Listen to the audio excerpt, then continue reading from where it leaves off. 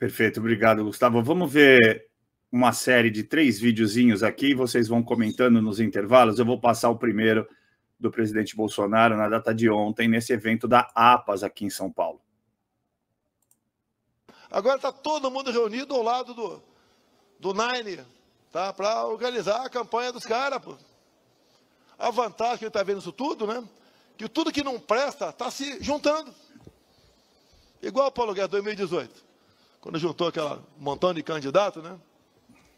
E eu falei, é bom que um tiro só mata todo mundo, ou uma granadinha só mata todo mundo. Foi o que aconteceu. Agora está todo unido. Mas estão trazendo mais gente. Mais gente que, inclusive, é responsável pelo processo eleitoral. Que bateu na mesa. Está certo. O candidato que duvidar, o caça o registro e manda prender. Que porra é essa? Que Brasil é esse? Que democracia é essa?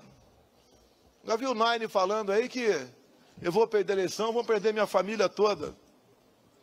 Tá achando que vai me intimidar, pô? Dando recado?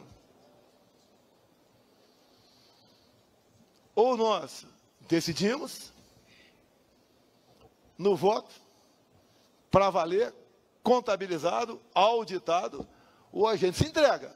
E se entregar, você vai levar 50 anos ou mais para voltar à situação que está hoje em dia. Alan, começo com você. Eu vou fazer a pergunta do presidente. É o sistema inteiro atacando diuturnamente, além do Nine. Eu vou usar agora como o presidente fala. Eu falava Nine Fingers, eu vou fazer como presidente o Nine. Aí eu vou perguntar para você, Alan, que porra é essa? É a tal da democracia que eles tanto dizem que nós vivemos, né? Exatamente isso. O presidente está indignado, óbvio, porque não se pode falar mais nada nesse país que é ato antidemocrático. Não se pode falar mais nada nesse país que se toma um processo, que se entra no inquérito, que se vai preso. Que democracia é essa? Onde você não pode falar nada, onde você não pode questionar nada. Muito pelo contrário, numa democracia vibrante, questionamentos são importantíssimos. E os questionamentos acontecem justamente para ter transparência no processo eleitoral. A coisa mais importante na democracia é o voto. Se você não tem transparência, não tem segurança, se a população não se sente segura com o sistema, por que não poder falar sobre isso? Por que não encontrar mecanismos para fortalecer a democracia, para fortalecer o processo eleitoral? Onde é que está o crime nisso? É um absurdo o que nós estamos vivendo hoje. O presidente está certíssimo na sua indignação. Certíssimo. E essa fala dele é a fala de alguém que já chegou no seu limite. Está muito claro isso. Que negócio é esse de ameaçar a vida da família do presidente, né, dizendo que vai prender? Ué, isso é democracia? Quando você questiona alguma coisa, então alguém vai lá e te ameaça de prisão, ameaça a sua família, bem parecido com o que o criminoso do Lula mandou fazer à casa de parlamentares, cercar a casa deles. Esse é o Brasil que a gente quer? Esse é o Brasil que você quer para os seus filhos, para os seus netos? Não, ninguém quer isso, não. Isso está longe de ser democracia. Nós estamos vivendo uma anarquia que tem, infelizmente, uma classe corrupta que sempre, a vida inteira, só viveu do dinheiro do povo, só viveu de roubo, de sequestro de bens, de desvio, só viveu disso. A Lava Jato apresentou aí, né, um mensalão, petrolão, tudo às claras, né, dezenas de juízes, policiais federais, fiscais da Receita Federal, tantos profissionais envolvidos, trouxeram à tona um esquema corrupto, criminoso, o maior esquema criminoso da história desse país, visto a olhos nus pelo povo brasileiro. A televisão propagou dia e noite esse esquema criminoso para, no final, ser tudo jogado por terra abaixo. Que vergonha! Que justiça é essa que nós vamos encontrar amparo? É por isso que o brasileiro está perdendo a fé nas instituições. Não é porque ninguém fala uma coisa ou outra, não. Está tudo muito evidente. E se você fala isso, sabe o que acontece? Você é censurado. Olhem aí, ó. Olha aí a nossa programação. Não cresce mais. Desde que a gente começou a bater forte, tá aí, ó, estamos sendo censurados. Todos os dias vocês estão vendo, nossa audiência não sobe. É uma vergonha o que está acontecendo no Brasil de hoje, uma vergonha. Sinceramente, nós precisamos de uma libertação total e completa do sistema nesse país. Obrigado, Alan. Gustavo, antes do teu comentário, eu vou pôr o segundo vídeo, então, para você emendar. A gente emenda a fala do presidente, tá? Olha só, vamos lá. Covid. Se achar que eu devo encerrar, eu paro aqui, pessoal. Olha a CPI da Covid. Eu podia ter acabado com a CPI nas primeiras semanas. Como? Se eu aceitasse uma emenda do Omar Aziz, que eu não vou falar de um senador que pega mal, né? Do Omar Aziz. Emenda também do Renildo Calheiros, que é irmão do Renan Calheiros, a mesma emenda, cópia autêntica. Relator, saltitante, Rodolfo Rodrigues. O que dizia essa emenda, Paulo Guedes? Que governadores e prefeitos, não quero generalizar governadores e prefeitos, a grande maioria eu sei que são pessoas de bem, mas governadores e prefeitos poderiam comprar vacina de qualquer lugar do mundo, sem a certificação da Anvisa e sem licitação. Que maravilha, consórcio do Nordeste!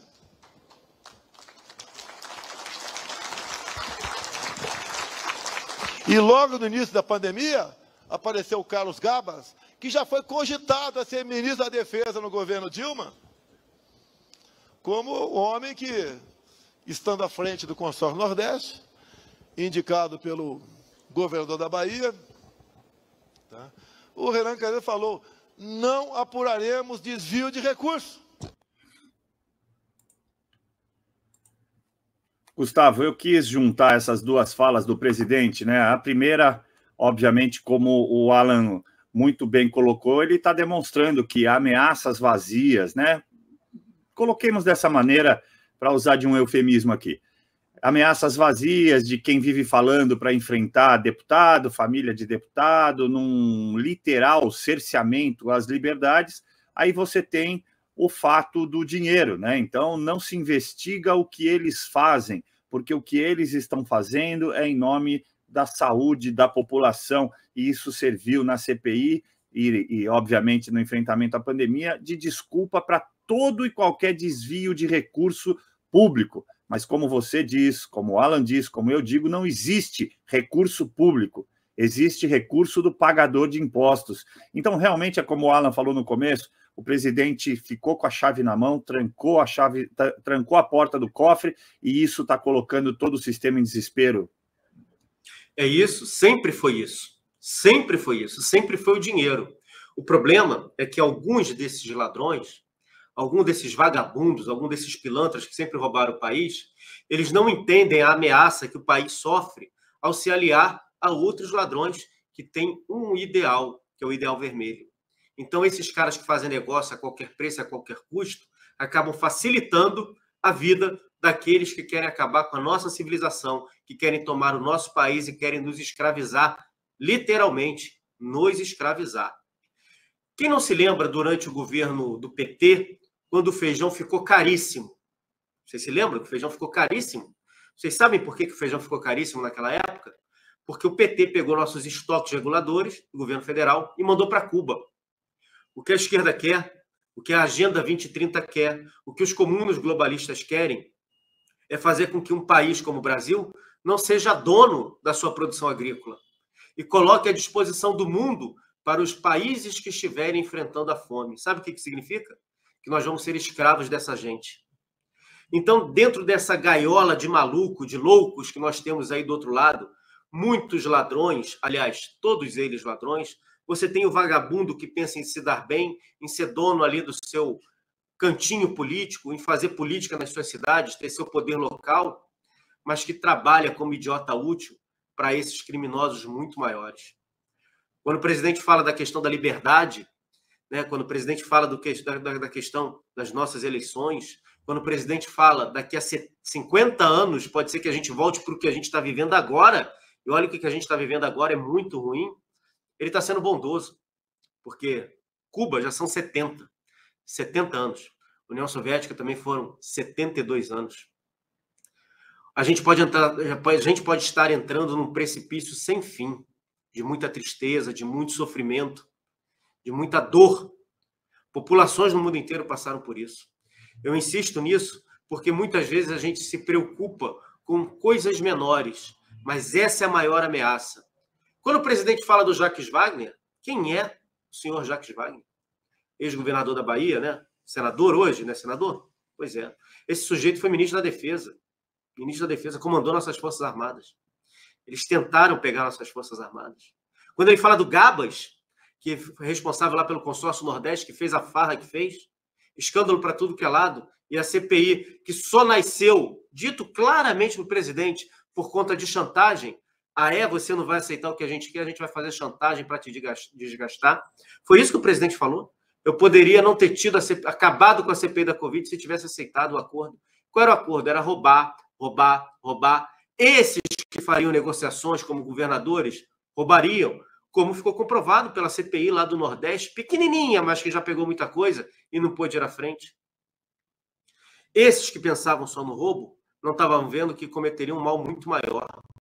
Muito maior. A gente sabe os desdobramentos dessa campanha que foi feita com os inoculantes. A gente sabe o que isso está se revertendo na saúde das pessoas mundo afora.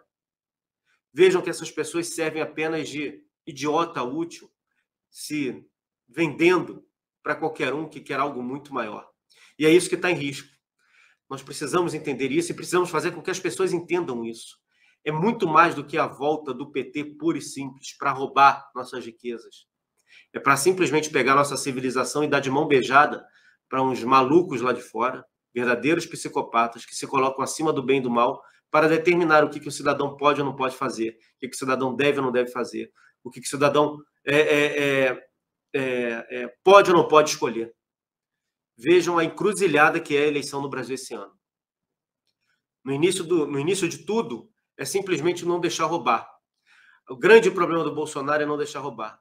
Mas se a gente for olhar com uma lupa, entender isso nos mínimos detalhes, é muito mais do que isso. É não deixar roubar, é não deixar o Brasil se transformar num celeiro de alimentação para o mundo, deixando o brasileiro passar fome. É não deixar com que o Brasil pegue suas riquezas minerais e entregue de mão beijada para pequenos grupos lá de fora que querem ter o poder energético por exemplo. O presidente Bolsonaro é uma barreira contra essas coisas todas. E, principalmente, uma barreira contra aqueles que querem acabar com a civilização ocidental, querem acabar com o cristianismo, aqueles materialistas que relativizam tudo e que nos tratam como simplesmente aglomerados de carbono e água. Essa gente é doente, maléfica, maligna, demoníaca. E é contra isso que a gente está lutando. Não à toa o presidente falou lá atrás, hein? É a luta do bem contra o mal. E a gente não pode perder isso de vista.